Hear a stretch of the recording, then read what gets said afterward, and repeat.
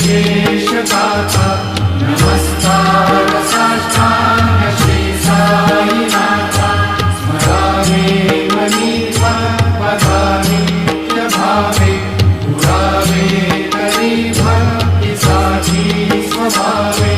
करावे जगाकारुणी माय गाथा नमस्कार साष्टांग श्री साईनाथा वसे जो सदा जावया संत लीला तिचे अन्य लोकापरी जो जनाला परी अंतरी ज्ञान कैवल्य दाता नमस्कार